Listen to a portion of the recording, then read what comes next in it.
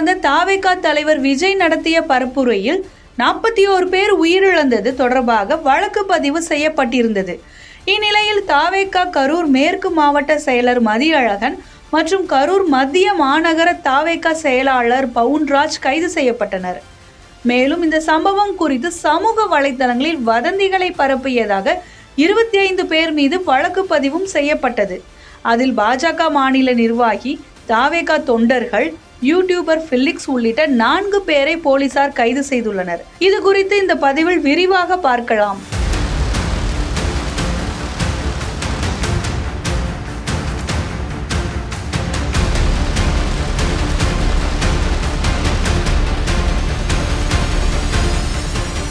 கரூரில் கடந்த 27ஆம் தேதி வேலுச்சாமிபுரத்தில் தாவேகா தலைவர் விஜய் பரப்புரையில் ஈடுபட்டார்.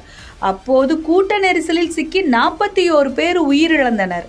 இந்த துயர சம்பவம் தொடர்பாக கரூர் நகர காவல்துறையினர் தாவேகா பொதுச் செயலாளர் ஆனந்த், கரூர் மேற்கு மாவட்ட செயலாளர் மதியழகன் மீது பல்வேறு பிரிவுகளின் கீழ் வழக்கு பதிவு செய்தனர். இந்த வழக்கில் தலைமறைவாக இருந்த மதியழகனை திண்டுக்கல் மாவட்டத்தில் வைத்து நேற்று தனிப்படை போலீசார் கைது செய்தனர். அதனைத் தொடர்ந்து இன்று கரூர் மத்திய மாநகர தாவேகா செயலாளர் பவுன்ராஜையும் கைது செய்தனர். அவர்கள் 2 பேரிடமும் தற்போது போலீசார் தீவிர விசாரணை மேற்கொண்டு வருகின்றனர். அத்துடன் கரூர் சம்பவம் குறித்து சமூக வலைதளங்களில் பொது அமைதிக்கு பங்கம் விளைவிக்கும் வகையில் அவதூறு கருத்துக்களை பதிவிட்டதாக 25 பேர் மீது தமிழக காவல்துறை வழக்கு பதிவு செய்து கைது நடவடிக்கைகளில் ஈடுபட்டுள்ளனர்.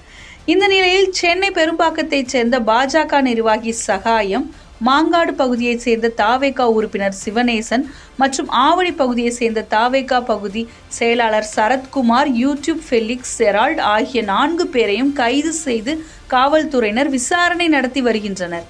இதில் தாவேகா பொதுச் செயலாளர் ஆனந்தின் செல்போன் அணைத்து வைக்கப்பட்டுள்ளதால் அவரை இப்போது வரை தொடர்பு கொள்ள முடியவில்லை என்று காவல்துறை தரப்பில் தெரிவிக்கப்பட்டுள்ளது.